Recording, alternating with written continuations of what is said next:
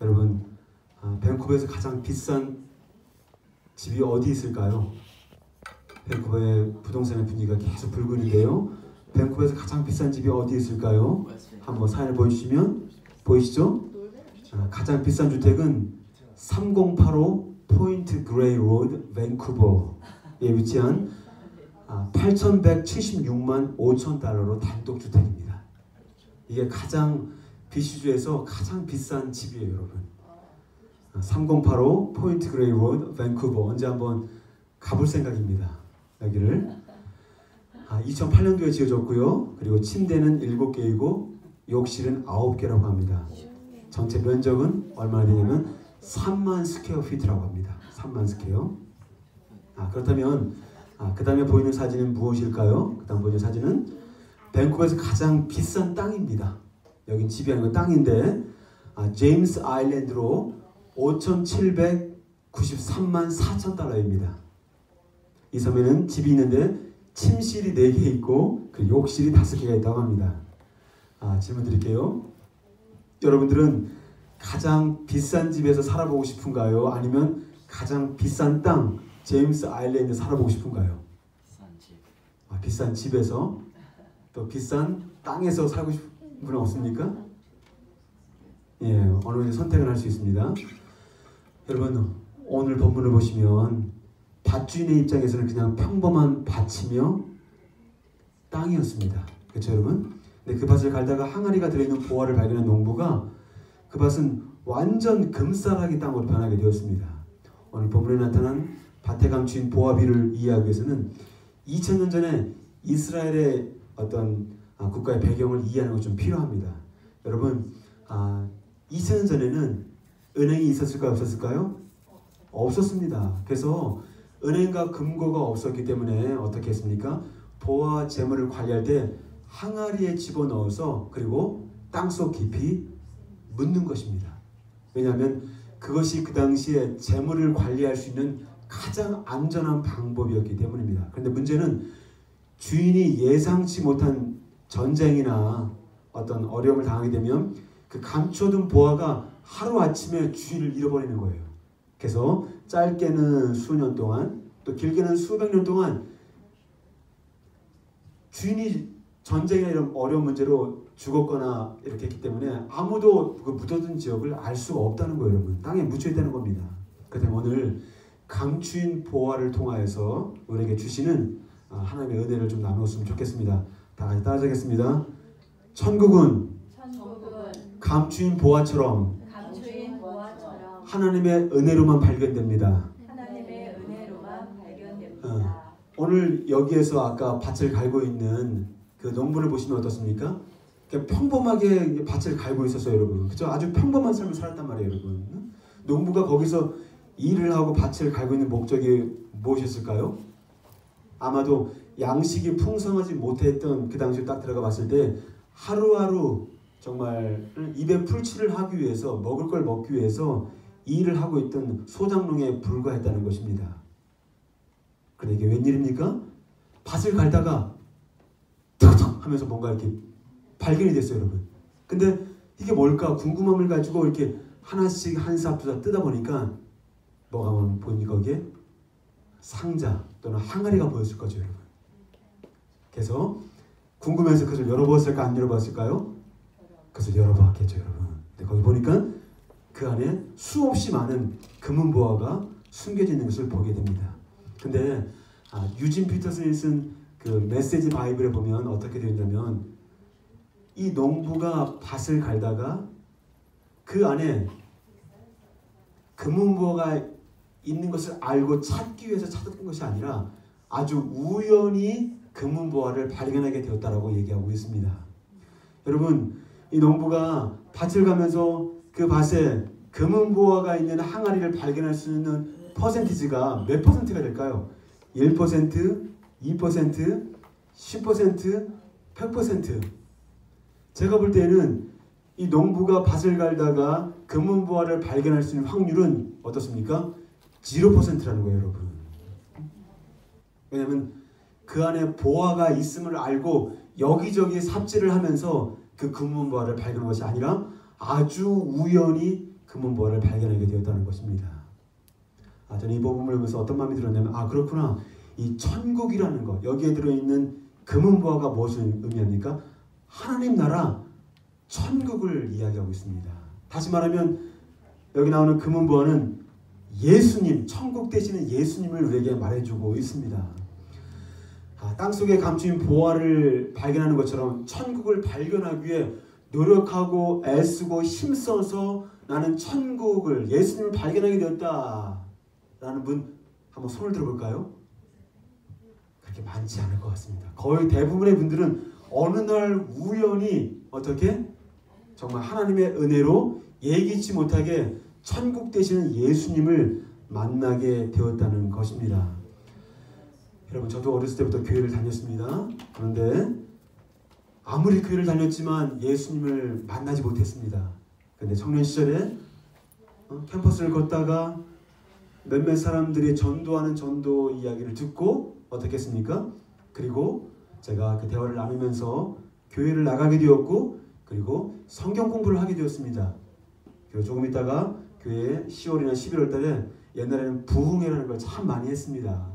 정말 부흥회 많이 했습니다. 근데 그 부흥회 때 한번 와보라고 초청해 주었습니다. 근데 저는 갈 수도 있었고 안 갈 수도 있었지만 갈등이 많이 됐어요. 그때가 아마 시험 기간이었는데 교회를 가려면 1시간 반, 2시간을 막 가야 됐습니다. 그래서 갈등이 막 됐어요. 그래서 친구들을 막 꼬셨습니다. 같이 갈 수 있겠니? 갈 수 있니? 근데 갈 수 있는 사람이 몇 명이 있었을까요?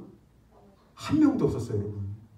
그러나 이 마음에 갈등이 있었지만 지금 생각해보니 내 마음 가운데 영적인 전쟁이 벌어지지 않았는가 생각을 좀 하게 됩니다. 그래서 make decision, 결단을 한 다음에 그 부흥회에 갔습니다. 그런데 그 목사님께서 그 부흥회 첫날에 말씀을 증거하시는데 요한복음 1장 12절을 통해서 어떤 말씀입니까?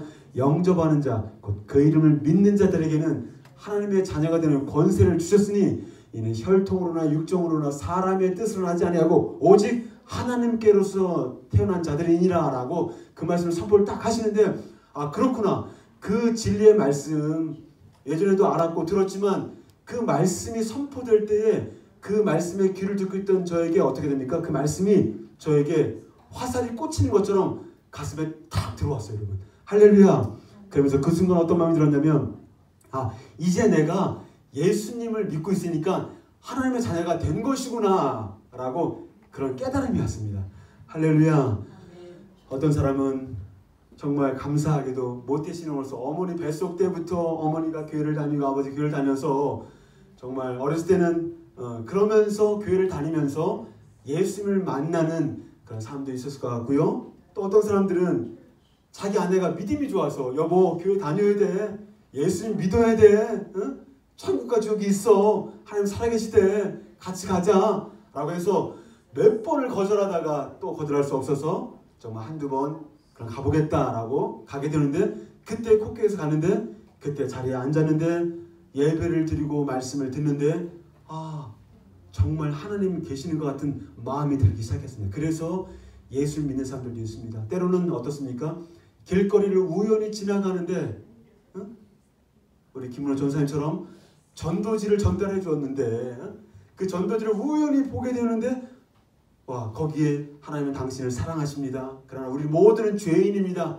이 죄를 용서하기 위해서 죄가 없으신 하나님의 아들 예수님이 이 땅에 오셔서 십자가에 못 박혀 죽으시고 물과 피를 다 쏟으셨습니다. 그래서 누구든지 정말 피 흘리신 예수 그리스도를 보고 믿는 자들마다 구원을 얻습니다 라는 글을 읽는데 그 글이 그렇게 감동이 되는 거예요. 그냥 휴지통에 집어넣을 수도 있는데 그것이 그렇게 감동이 되고 깨달음이 오고 그것은 바로 하나님이 일하시는 것입니다. 할렐루야. 그렇게 해서 정말 천국 되신 예수님을 만나는 분들도 있습니다. 결국은 대부분의 사람들이 어떻습니까? 우연히 그리고 하나님의 은혜로 예수님을 만나게 된다는 것입니다. 우리 시간 사도행전 15장 11절 말씀을 같이 한번 읽겠습니다. 시작. 그러나 우리는 그들이 우리와 동일하게 주 예수의 은혜로 구원받은 줄을 아노라. 다른 것이 아니라 주 예수의 은혜로, 이게 뭡니까? 하나님이 주시는 선물로 구원을 받게 된다는 거예요, 여러분. 우리가 구원을 얻는 거에는 어떤 것도 덧붙일 수가 없어요. 여러분들의 학벌, 여러분들의 배경, 여러분들의 가문, 여러분들의 능력, 여러분들의 외모, 어떤 것도 구원을 얻는 일에 첨가할 수가 없다는 거예요. 여러분, 주 예수의 은혜로 구원받는 줄을 아노라. 에베소 2장 8절 9절 같이 한번 봅시다. 시작. 너희는 그 은혜에 의하여 믿음으로 말미암아 구원을 받았나니 이것은 너희에게서 난 것이 아니요 하나님의 선물이라. 행위에서 난 것이 아니니 이는 누구든지 자랑하지 못하게 하려 하심이라. 하나님이 주시는 구원은 우리들의 착한 행동과 우리들의 선한 행동으로 이루어지는 게 아니고 어떻게? 철저히 행위에서 난 것이 아니고 누구든지 자랑치 못하게 하느니라. 오직 주님의 은혜로 구원을 받는 것입니다. 여러분 잘 들으세요. 우리가 이렇게 하나님의 은혜로 우연히 말씀을 듣고 구원을 받습니다. 그래서 너무 은혜를 많이 받고 정말 예수님이 너무 좋아, 너무 좋아요. 근데 그 다음부터 어떻게 하느냐? 이제 내가 하나님의 값없는 선물을 받았으니 이제 지금부터 나의 인생은 예수님을 위해서 내가 그분을 향하여서 헌신하고 희생하고 대가를 지불하는 그런 인생을 살아야 되겠다라고 하면서 철저히 어떻게 율법주의에 빠지는 경우도 참 많이 있습니다. 그래서 사도 바울이 뭐라고 합니까? 나는 율법의 의로는 하나님의 말씀을 듣고 순종하는 거에는 흠이 없다. 참 대단한 고백입니다. 그렇게 하나님의 말씀을 자기가 철저하게 자신의 힘을 다하여 정말 이루었다는 거예요, 여러분. 이것도 참 놀라운 일이긴 합니다. 그런데 그렇게 했던 사람이 율법에 의의가 없던 그 사람이 어떻게 진짜 예수님을 믿고 있는 사람들을 다메섹을 가면서 잡아 죽이기 위해서 감옥에 집어넣기 위해서 하나님을 대적하는 삶을 살게 되잖아요. 그랬을 때 하늘로부터 빛이 임하여서 어떤 일이 벌어집니까? 말세가 떨어지게 되면서 눈을 실명을 잃게 됩니다. 그러면서 주님의 음성을 듣잖아요. 당신은 누구십니까? 라고 하니까 나는 내가 핍박하는 예수라. 참 신기합니다.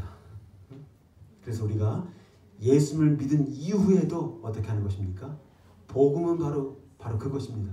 예수를 믿은 이후에도 하나님의 은혜로 성장하는 것이고 하나님의 은혜로 말씀이 믿어지는 것이고 하나님의 은혜로 전도를 하는 것이고 하나님이 주신 힘과 은혜로 성장해 나가는 것임을 여러분 꼭 우리가 기억해야 될 것입니다. 저는 청년 시절에 예수를 믿는 게 참 쉽다고 생각했습니다. 뭐 아침에 기도 모임 갖는 거, 전도 모임 하는 거, 기도 모임 하는 거, 뭐 새벽 기도에 이 모든 것에 대한 모임을 하는 게 전 너무 쉽게 느껴졌어요. 왜냐? 예수를 잘 믿는 건 무엇이냐?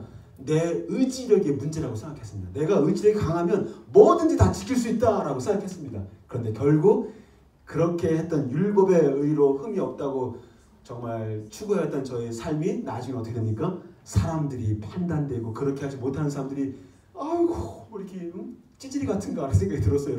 이런 표현은 좀 죄송하긴 한데 모임에 나오지 못하고 기도 모임을 하지 못하고 전도하지 못하는데 참 답답하게 느껴졌습니다. 왜 그렇습니까? 제가 율법주의에 빠진 거예요. 율법으로 주님의 법을 이룬다는 건 내가 주인이 되어서 하나님의 법을 이루어가는 게 율법주의인 거예요. 그런데 복음은 무엇입니까? 내 안에 계신 그리스도의 도우심과 은혜와 정말 능력으로 말미암아 주님의 법을 이루어가는 것, 이것이 복음인 것입니다. 여러분 기독교를 정말 오해하지 않기를 소망합니다. 할렐루야, 할렐루야. 동일한 시간에 동일한 장소에서 천국 복음이 선포된다 할지라도 그 현장에 있는 모든 사람들이 다 예수님을 믿는 것이 아닌 것입니다. 어떤 사람들은 예수의 복음이 선포될 때 정말 내가 예수를 믿어야 되겠다라고 해서 그 예수님을 환영하는 사람들이 있는가 반면에 어떻습니까? 예수의 예자만 꺼내도 미워하고 소리 지르고 조용히 하라고 이렇게 핍박을 하는 사람들도 있습니다. 사도 바울은 데살로니가서 후서 3장 2절에 빨간 글씨를 같이 한번 읽어보겠습니다. 시작. 믿음은 모든 자의 것이 아님이라. 내가 예수님을 믿고 싶다고 해서 믿어지고 내가 예수님을 믿지 않겠다고 해서 안 믿어지고 이것이 아닌 거예요, 여러분. 하나님의 주권 가운데 있는데 내 마음대로 믿고 내 마음대로 안 믿고 이러지 않는다는 거예요, 여러분. 왜냐? 그 믿음이 어떻게? 하나님이 주시는 선물이라는 거예요, 여러분. 그래서 전도를 하다 보면 어떤 얘기합니까? 나는 십자가에 달린 강도처럼 하고 싶은 짓 다 하고 살다가 마지막에 정말 예수님을 내가 정말 믿고 나는 구원받고 싶다라고 얘기해서 참 많이 봤습니다. 참 지금 돌이켜보면 정말 어리석은 것입니다. 여러분의 마음, 진짜 죽어가는 그 순간에 한 강도는 정말 믿음 가운데 예수님을 받아들였지만 한 강도는 계속해서 끝까지 예수님을 어떻게 mocked, ridiculed, 조롱하고 욕을 했다고 나와 있잖아요. 어떨 때 그런 삶을 살다 보면 나도 내가 왜 이러는지 모르겠다. 그런 적 있어요? 없어요, 여러분? 나도 내가 왜 그러는지 모르겠다. 내 마음을 내 마음대로 컨트롤할 수가 없어요, 여러분. 따라서 지금이야말로 구원의 때다. 바로 지금, right now. 지금 바로 결단하고, 지금 바로 회개하고, 지금 바로 돌아와서 예수를 믿는 것이 가장 현명한 것입니다. 할렐루야. 저 여러분 모두가 보물 되신 예수님을 발견한 눈이 열려지기를 축복합니다. 자, 생각해봅니다. 이 세상을 살아가면서 우리가 이민도 왔고 또 이 밴쿠버 지역에 살아가고 또 매일매일 삶을 살아가고 밥을 먹고 사람을 만나고 여러 가지를 하지만 과연 기적 가운데 가장 놀라운 기적이 있다면 그것이 바로 무엇일까를 생각해 봤을 때 아, 그렇구나. 나 같은 자가 정말 구원받은 하나님의 자녀가 된 거, 이거 기적 아니겠습니까? 할렐루야. 제가 얼마나 자기 잘나만 사는 사람인데요, 여러분. 저도 얼마나 이기적이고 저도 얼마나 정말 이 잔머리가 잘 굴러가는 사람인데요, 여러분. 이런 나를 정말 구원해 주시고 선물로 하나님의 은혜로 하나님의 자녀 삼아 주시고 정말 하나님의 선물로 고르셨다는 거, 이것이 기적임을 생각하게 되었습니다. 할렐루야. 저와 여러분들은 농부처럼 우연히 밭을 갈다가 보아 되신 예수님을 발견한 사람들입니다. 천국의 보아 되신 예수님을 발견한 것으로 평생 감사의 강물이 흘러넘치기를 주님 축복합니다. 할렐루야. 두 번째로 오늘 감추인 보아를 통해 주시는 메시지가 있습니다. 그래서 바로 무엇일까요? 44절 같이 한번 읽어보도록 할까요? 우리 말씀을 한번 읽어보겠습니다. 시작.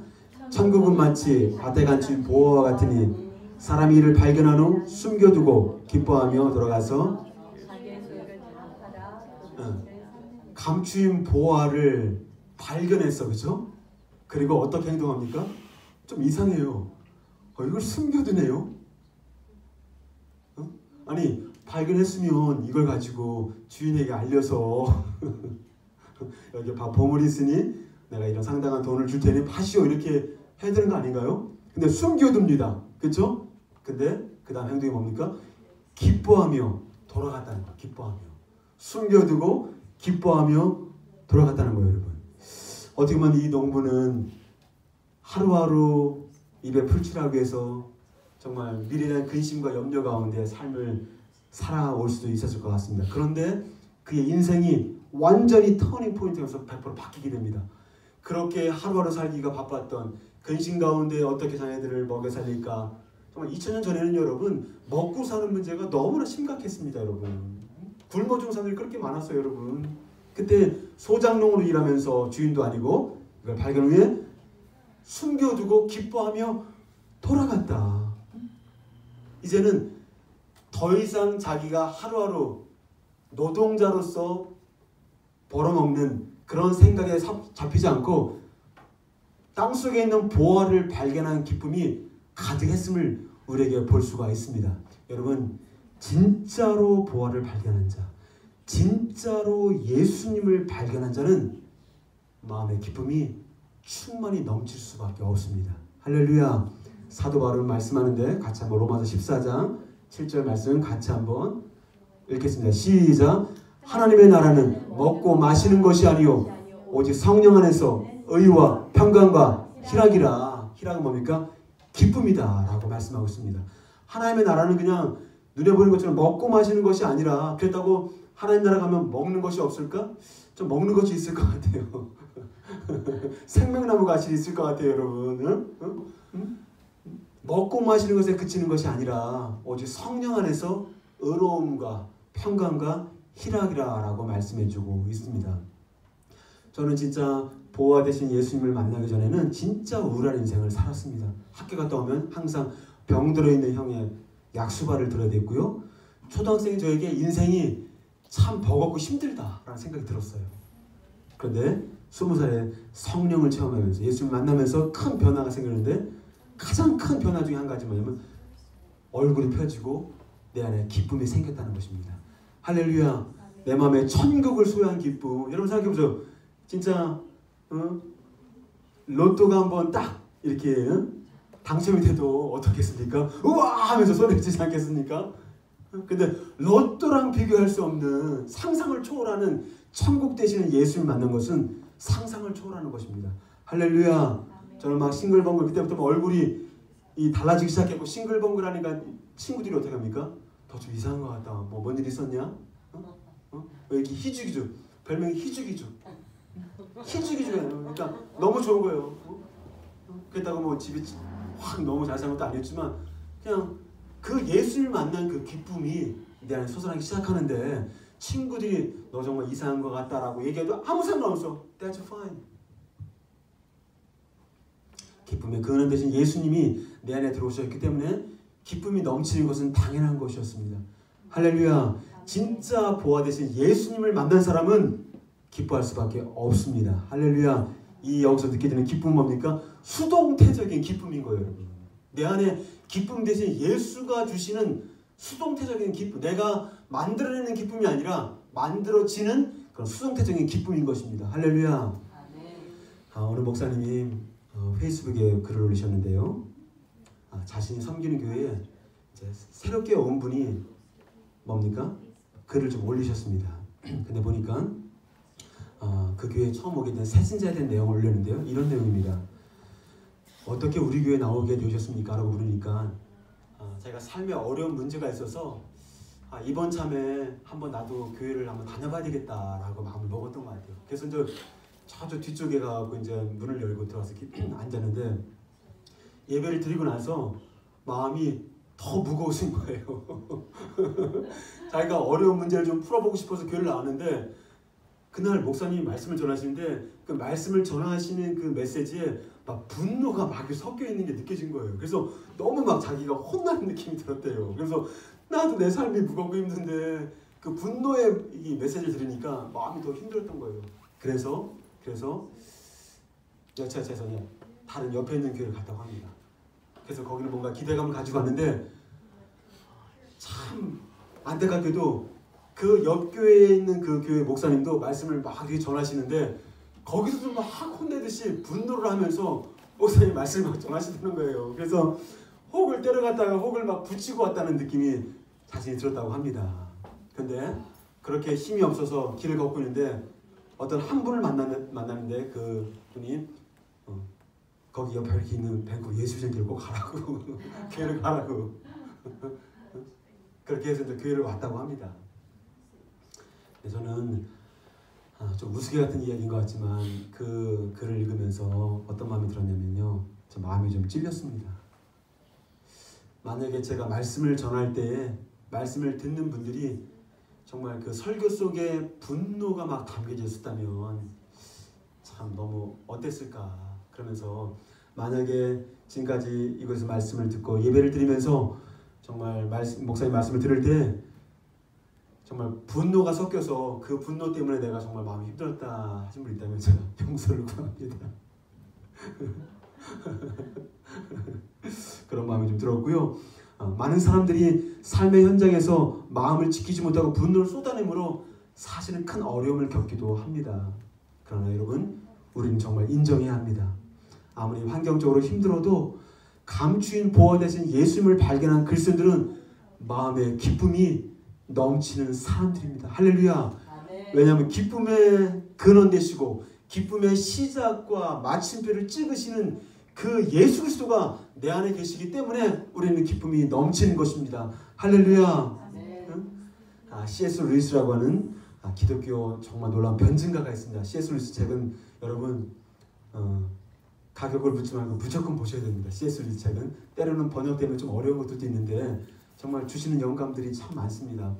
C.S. 루이스가 쓴 천국과 지옥의 이혼이라는 책에 이런 천국문에 서 있는 수위, 그 아파트 경비하는 경비 하시는 분들 있잖아요. 영어처럼 수위에 대한 이야기가 나옵니다.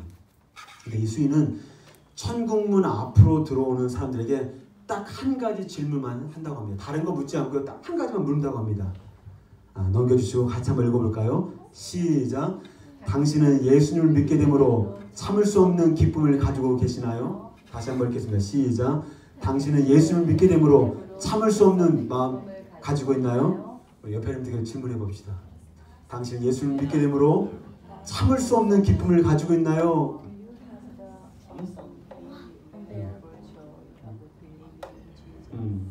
뭐라고 대답하던가요? 그렇죠, 여러분. 내 안에 계신 예수님이 주시는 기쁨은 세상에 있는 모든 우울함을 이기는 기쁨입니다. 할렐루야. 예수님이 주시는 놀라운 그 기쁨은요, 모든 염려와 근심을 박살내는 그러한 기쁨인 것입니다. 할렐루야. 오늘도 아침에 한 분과 통화를 나눴습니다. 근데 대화를 나누는데 어떤 생각 속에 빠져 있어요. 그 근심 속에 딱 빠져 있어갖고 거기에 딱 집착하고 있는 거예요. 여러분, 우리가 왜 우울합니까? 우리가 왜 불안합니까? 우리가 왜 염려합니까? 염려를 묵상하고 근심을 묵상하고 우울을 묵상하고 바라볼 때 그럴 수밖에 없는 것입니다. 여러분, 항상 기뻐하라.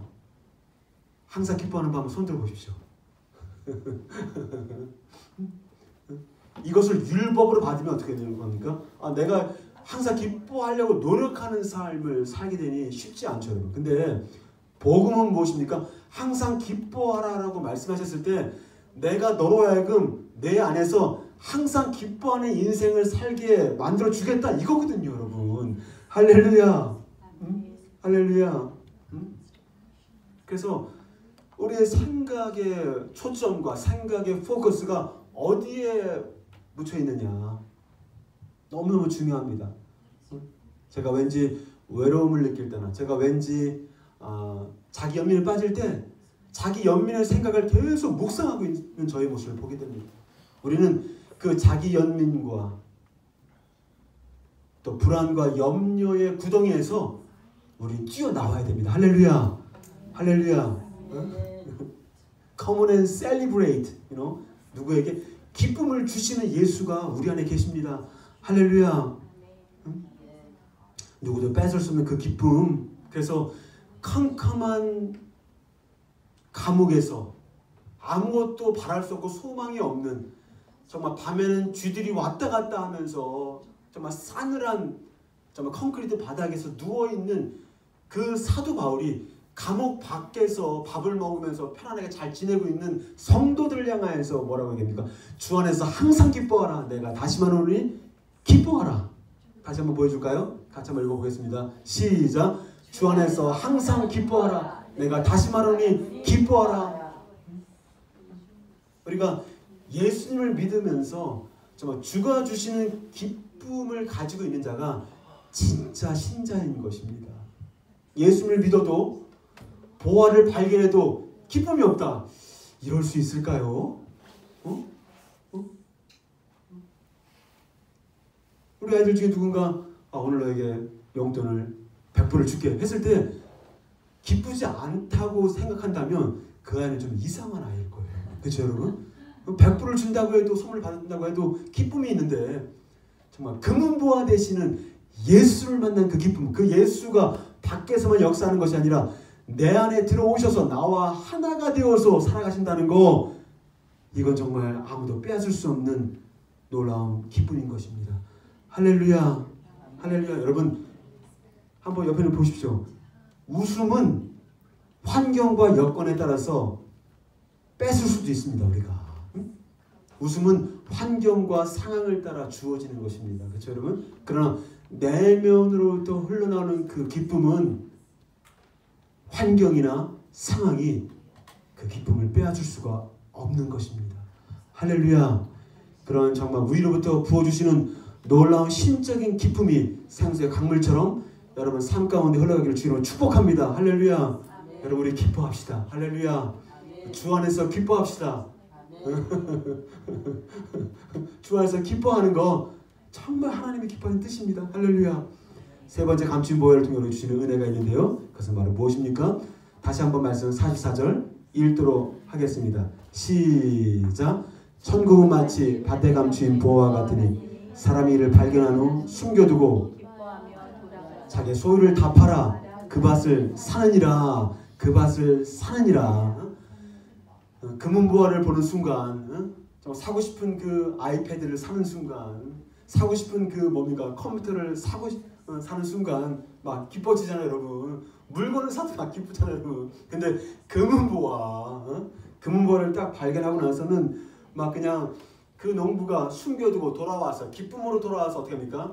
세탁기 팔고 냉장고 팔고 아이패드 팔고 맥북 팔고 그 다음에 뭡니까 또 식기세척기도 팔고 또 뭘 팔아야 돼요? 자동차도 팔고 또 뭐 팔겠습니까? 또 뭐 있어요? 정말 하나씩 다 팔아나가네요. 그것도 실실실 막 웃으면서 희죽희죽하면서. 그러면 옆에 있는 아내가 큰일 났습니다. 이 남편이 미쳤구나. 치매가 왔구나. 당신 도대체 왜 그러는 거야? 왜 이거 다 팔아버리면 우리 어떻게 살라고? 상관하지 마. 괜찮아. 뭐 때문에 그러는 거야? 아무것도 아니야. 도대체 뭐 때문에 그러는데? 그러니까 이 아내가 그럽니다. 부부 사이 비밀이 어디 있어? 좀 얘기해 줘봐. 그러면서 근데 아무한테도 얘기하면 안 돼. 알았지? 그래서 귀에 대고 쏙닥 이러면 그랬더니 그 아내가 눈이 똥 가려집니다. 그러면서 자기가 가지고 있었던 숨겨놨던 비자금을 꺼내고 남편에게 주면서 이것도 갖다 보태라고 하는 거예요. 그러면서 너무너무 좋아하는 거예요. 이웃에서도 막 궁금한 친구들 막 저 사람들이 도대체 왜 저렇게 기뻐하면서 뭔가 자꾸 파는가? 싱글벙글 하고 있는가? 정말 모두가 미친 사람처럼 보입니다. 그런데 그 농부와 아내가 왜 가진 걸 다 팔아서 그것을 샀을까요? 왜 그랬을까? 왜 샀을까요, 그거를? 자기가 가지고 있는 재산과는 정말로 비교될 수 없는 수없이 정말 상상을 초월하는 정말 훨씬 더 값지고 소중하기 때문에 자기가 가지고 있는 다 팔은 것입니다. 그렇죠, 여러분? 자기가 팔을 때 막 나는 희생하는 거야, 나는 헌신하는 거야 라고 얘기할 수 있을까요? 아니요, 그럴 수 없습니다. 당연한 거예요. 그건 당연한 거. 말씀 묵상하면서 내가 주님 앞에 드리는 어떤 헌신, 희생은 더 이상 헌신이요 희생이 될 수 없겠구나. 내가 진짜 보아 되시는 예수님을 보았다면, 만났다면, 발견했다면 내가 하는 모든 헌신과 희생은 더 이상 희생이요 헌신일 수 없겠다는 생각을 좀 가지게 되었습니다. 할렐루야. 오늘 본문이 보여주는 감추인 보화비는 지금까지 내가 가장 소중하게 여겼던 모든 소유를 다 팔지라도 우리 인생에서 다른 무엇보다 천국을 얻고 소화하는 그 천국을 소유하는 것이 훨씬 더 가치가 있음을 우리에게 말씀해주고 있습니다. 이제 말씀을 마무리하겠습니다. 그럼 질문할게요. 누가 자기가 가진 소유를 다 팔아서 그 밭을 살 수 있을까요? 첫 번째, 가난한 사람. 두 번째, 부자. 누가 살 수 있을까요? 누구일까요?